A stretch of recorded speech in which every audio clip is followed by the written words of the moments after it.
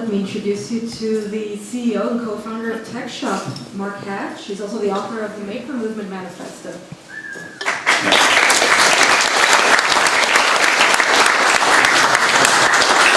So I'm pretty tempted to throw out my deck, but before I do that, I just want to ask a couple quick questions just to level set. How many of you have been to Tech Shop? Like most everybody. Yeah, I think I'm going to throw it out. Cool. So I'm gonna burn through parts of it and then get to I think some kind of economic stuff. So here's the blurb from my publisher. It's been a great year to be a maker. Right, MakerBot. I mean, 5 years ago, right now, Bree Pettis was teaching art it was either Portland or Seattle. I can't remember. Does anybody remember? Was he from Portland or Seattle? He was literally a junior high art teacher 5 years ago today. He just had a $600 million exit. Yeah, baby. Every art teacher should see that. Bree's a great guy. Autodesk is our huge friend. Carl and his team, I don't know how much they spent. I don't have purview into that, which means I can estimate, right? My guess is they spent anywhere between $200 and $400 million in the makerspace or adjacent space. So kudos to Carl, because he is literally the very first believer with a serious checkbook that's spending money in the space in a very serious way. Tinkercad, he just rolled up multiple CAM companies, computer-aided manufacturing, which is actually the hardest part of what my dream consultants do. CAM is actually a really big deal. It's kind of under the covers, but it turns out to be a really big deal. It was one of our very first conversations, and so Autodesk has been huge for us. They've got an entire consumer division. They've leaned in. They stopped doing advertising because they were getting more impressions using iPads and giving stuff away for free. They bought Tinkercad. They bought IO Circuits. So kudos to Autodesk and Carl and what he's doing. Right? We have Etsy and Kickstarter. Kickstarter broke $1 billion in funding this last year, and Etsy's doing $1.3 billion plus in sales. So this is cool. I feel like I'm in a home crowd. When I'm on the road and I ask, how many people heard about the maker movement, I get like 5 people that raise their hand. It's crazy, which is why I have a really big deck that I'm going to blow through. GE is funding bets with us to the tune of almost $2 million over the next couple of years. GE had so much success with their initial quirky engagement over a period of 8 to 12 weeks that they convinced Ben to take $80 million. Good year. Make Magazine spun out. I love Tim O'Reilly and everything that he's done, but giving them the ability to go do what they need to do and raise funds separately and contain that was actually a really big deal that not a lot of people understood. Intel, of course, has launched not only Galileo, but Edison, and those are transformative projects. People know about Galileo? Raise your hand, please help me. Not as many. Okay, so Intel is one of the largest, most profitable companies in the world. They went to Massimo. Have you heard of Arduino? Yeah, okay, so we went to Massimo and said, we want to be in this space, but we want to play nicely with you. What can we do to help? And they launched the Galileo and Edison. So Edison is an SD card. It's a full-blown Arduino plus a 486 Pentium computer, not just a chip, computer on an SD card. They just enabled you to be able, with a few weeks of Arduino training, to be starting to play in the Internet of Things. So I'm going to tell you a little bit about later, easy, powerful, and cheap. And Intel is helping to drive it. Actually, remarkably, because they can't charge a lot of money in this space, so there's a little bit of altruism there. I'm not sure what their end game is, but there is something going on there that's actually very interesting. We love this. Pelosi was on site recently and said, I am in awe of the maker movement. Yeah, baby. The White House has announced a maker fair.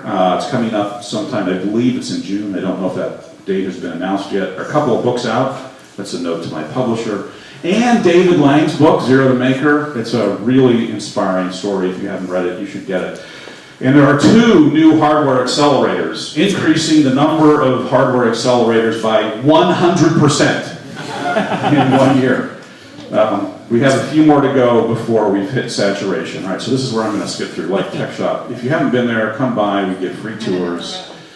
The important thing is really powerful, easy-to-use tools. So this is the interesting thing, and where I'm going off script. So easy, powerful, and cheap. Easy, powerful, and cheap. Now, DeLucia, you got to help me on this post hoc, because I'm going to need some help, like making it right. Easy, powerful, and cheap. Medici brothers made banking easy, powerful, at least for the rich, cheap. So you were able to create contracts in one part of the world and have them actually executed in another. Democratizing banking, at least at the city-state level and then beyond. That enables some amazing things. The printing press made knowledge easy, cheap, and powerful, enabling the entire Renaissance, yada, yada, yada. Not Renaissance. Renaissance happened before that. It was after that. Bunch of revolutions. There were Protestants involved, some Catholics involved. Education became ubiquitous, and the printing press was big. The important thing, though, was it was easy, powerful, and cheap. It was powerful before that. It wasn't necessarily easy. The Industrial Revolution. Now, it did something. It made it powerful and relatively easy, but it didn't make it cheap. You know, the Internet revolution, easy, powerful, cheap. Communications revolution, easy, powerful, and cheap. The electricity, bringing power to individuals at the local level, easy, powerful, and cheap. So what's happened in the last 10 years is that making things has become easy, powerful, and cheap. That is a really big deal. And so I won't quote myself, I'll quote Chris Anderson. Right? And you ask Chris, as I did, why did you leave Wired, the pinnacle of publishing? You've chronicled the entire rise of the internet. You've given voice to the long tail. Why in the world would you leave that position? And so he answered that question differently, but he answered it at the Long Now Foundation when essentially he was explaining what he was doing. And he said to the teams there, the groups that were there, these were all of his compadres, right? If you thought the internet was big, this is going to be bigger. That's why I'm excited. Is you've got the guy who chronicled the power of the internet, that created CompuServe. Oh, they're dead. AOL. Actually, there's a point there. Google, Facebook, etc. I have a really hard time believing long-term that a pure economist is not going to discover that we lived in a very short period of time when the rules of marginal cost of production didn't exist. So the marginal cost of producing software is zero. So the marginal cost of software should be zero. So we happen to live in this really bizarre time frame, a 30-year, 20-year time frame where we have these huge behemoths that are throwing off enormous amounts of cash. I'm not so sure they're going to last all that long. Ask CompuServe, AOL, etc. what happened. But when you introduce atoms, atoms have to be shipped, atoms have to be managed, atoms have to be created, developed, so forth. And you have this whole patent protocol around it that will allow you to at least have a 19-year runway on it. Easy, powerful, and cheap. So I have to thank Autodesk for working this question really hard, trying to create tools that you and I can actually understand that enable us to run the computer numerically controlled machines that are sitting in our facility and around the world. It's so easy. I have a piece of software in my pocket called 123D Design for the iPhone, where I currently demonstrate to friends and relatives how to make, design, and get the code to produce a table in under 10 seconds. That's easy. Powerful is you've got access to computer numerically controlled machines. So I don't have to teach you how to use a router. It does itself. You load those files up and it runs. And cheap is when you democratize access to it by leveraging shared spaces, and it's $125 a month. $4 a day. That's a Starbucks addiction. Easy, powerful, and cheap. I got a little more serious than I was expecting, right? So I left on community because that's really important. So I'm going to do two things. I want to run through the projects, right? So what does this mean for you? 70% of the projects I'm going to show you there are from professionals who are deeply embedded in the space. 30% of these projects are from amateurs and newbies, and those are the one that makes it really interesting. I'll then do 6 technologies that have changed the world that have already come out of Tech Shop, and I'm going to end with a challenge, because nothing is better than a challenge. So this is the world's fastest electric motorcycle. Repeat, the world's fastest. It just beat the Ducati Superbike by 20 seconds in a race. When was the last time you saw a race where like the second place finisher was 20 seconds late? Oh my God. Andy's working on jetpacks. He's now a NASA consultant. We had multiple CubeSats that have been launched. Danny learned how to make and did create, oops, here we go, 3D printer. I'm sorry, a Segway. Tina came in, she's one of the amateurs. She's a professional labor consultant by training. And she was able to quit her job after she launched Better Off Wed. I don't know how much she's making, but she did just take a 6-month vacation. This is a venture-backed startup. I think they've raised, I don't know, $5-6 million. This is a 3D printing company that came out. This is Karen, quit her 6-figure-a-year job selling tchotchkes, knitting needle gauges, into the $3 billion a year quilting business after taking one class. We grab that light. You just got to show. Just open the lamp. That's under that. Yeah, just show it to them. Not that. No, the lamp there. It looks like a book. Yeah, it looks like a book. Just pick it up. Open it up. 1, 2, 3. Yeah. He's a designer, but it never made anything. Took him about a month, figured it out, raised $500,000 roughly on a Kickstarter campaign. Anton basically did the same thing with a kayak. Mike's working on a desktop diamond manufacturing device. How many people carry a Dodo case? Who? Buy one. They're amazing. So Patrick came in and asked, what classes do I need to take to learn how to make an iPad case out of bamboo and bookbinding? It was 3 classes, took him about 2 weeks. Within 90 days, he had sold $1 million in product. 12 weeks, 0 to $1 million. And it started with no knowledge, finished with the knowledge he needed. He did $4 million in the first year, $10 million second, $35 million last year. That is the Dodo case right there. President Obama actually carries one of those cases. But no, none of those have changed the world. We had an early belief that if you gave the tools of the Industrial Revolution to the creative class for the cost of a Starbucks addiction, they would in fact change the world. And it is true they have, and I am hell-bent to put one of these babies in every major city in the world, because the biggest untapped resource on the planet is the shit that's between my ears. It's the shit that's between your ears. It's the cognitive surplus that the planet is sitting on. And now the tools are easy, cheap, and powerful. We need to leverage that. And so here are some folks that have changed the world.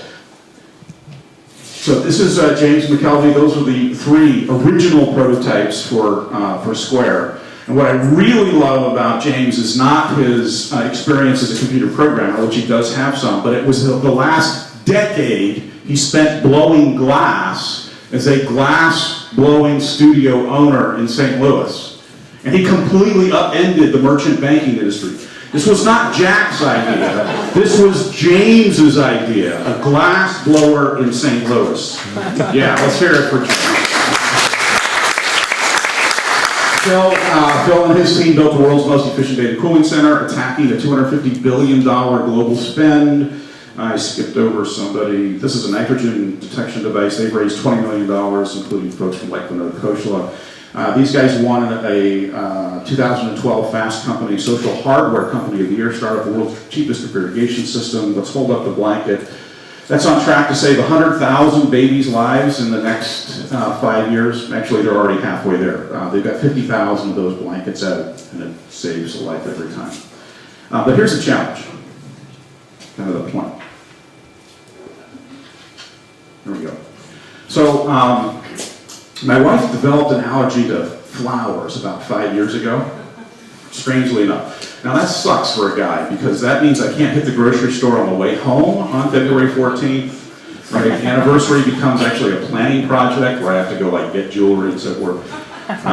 So I hadn't get a rose in 5 years. So I bought a 3D printer, put it at home, because I think my kid needs one. I could very well be wrong, but I don't think so. It's kind of like the Trash 80, TRS 80, and so forth. It's like, it's that time you bring those things home. So I'm setting it up, and I need to do a test print. And so I hit Thingiverse, which is Brie Pettis' thing, and it's actually the stalking horse. That's probably not the right. I think the real value that their company bought wasn't the 3D printing company. I think it was Thingiverse. It's got the largest database of 3D printing free things on the planet. And so I went online and stumbled across a rose, and I said, that works, I'll print out my wife a rose. So I printed out my wife a rose. Like I like saying this, I downloaded a rose. How cool is that? And of course, you know, I'm a guy, so it's like, shit, it's just printing out. It's like at least 38 cents worth of plastic. Print it out, clean it up, gave it to my wife. Home run. Oh my God, the first rose I've given her in 5 years, and I made it.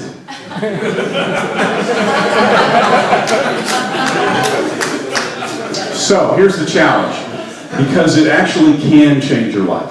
Please, sometime this year, Christmas, worst case, make something for somebody, give it to them, and experience that rush, because it is completely different. Thank you very much.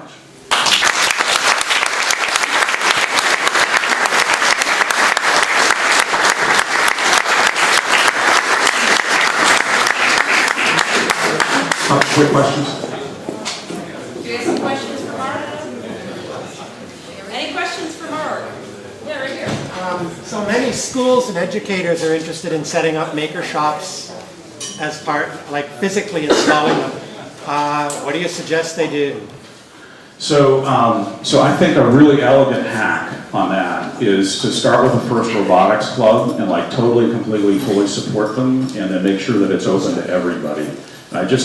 We have got to bring shop class back to junior high school. It's like the worst possible time in all of human history not to have shop class is right now. So anything I can do, anything anybody can do, like tweet it, talk to your congressman, we have got to bring shop class back. It's critical globally. It's the cognitive surplus, and we've got to engage it with cheap, easy power, right? So it's great to see so many things like Tech Shop coming up, giving access to, let's say, prototyping devices. But when it actually comes to manufacturing and to building even small run manufacturing, it becomes incredibly challenging to do things onshore. And it seems that we're really missing onshore technology clusters or manufacturing clusters, where you're able to do things such as injection molding, printing PCBs and so on, without having to deal with shipping things overseas. yeah, so I agree. I think we're beginning to see an emergent group of folks who care about it, who actually started Shenzhen's, like Liam Casey, PCH, Volt, Dragon Innovations, and so forth, Fluxcon and others. We now happen to be sitting on the lowest cost energy manufacturing production capability in the world. So I think it's going to come back. The way it's going to start, though, is high margin. You're going to start on high margin. We're going to bring that stuff back right away, and then longer term it'll go to the lower margin. Now we're never going to compete with super high volumes, fully integrated, iPhones. So that's going to be a long time. But there is a lot of money in short runs. A lot of money. Like General Electric comes to mind. Like train divisions, they don't produce 1 million train engines. Boeing comes to mind. They don't produce 1 million engines, right? So this desire to create 1 million of something, screw it, let them have that part of it. There's way more value in doing high quality, short run, great products locally, and that's where the money's at. Let them chase margin. You don't want to do that. Anyway, that's my personal advice. Yeah. Yeah, right ahead. Right. I really appreciate the open forum that Tech Shop provides. There's a bunch of makers and inventors all there. It's kind of like open source. Everyone's just sharing ideas left, right, and sideways. But these are commercial ventures in many cases. How do the people who work there and play with these projects handle the confidentiality and the... It's actually relatively easy. I mean, really, it's relatively easy. And again, you have to experience it. Most of those projects, the commercial ones, were upgraded by interactions with the community. The trick is speed to market. It's no longer how good is your IP. It's how fast can you get this baby out. That's one answer. The other one is you do have to protect it. And so we ran offices. You can go high. So there are ways you can manage your IP in this environment. The most likely problem that comes out of the sentiment that you just stated is that great idea goes to the grave. That's the big problem. It's not that you got to get it out there. You've got to get it exposed. You've got to give it an opportunity to be upgraded. The concern about IP, you just get over it. Do what you can, do the best that you can, and roll with it, dude. All right, that's it for me. Thank you very much again.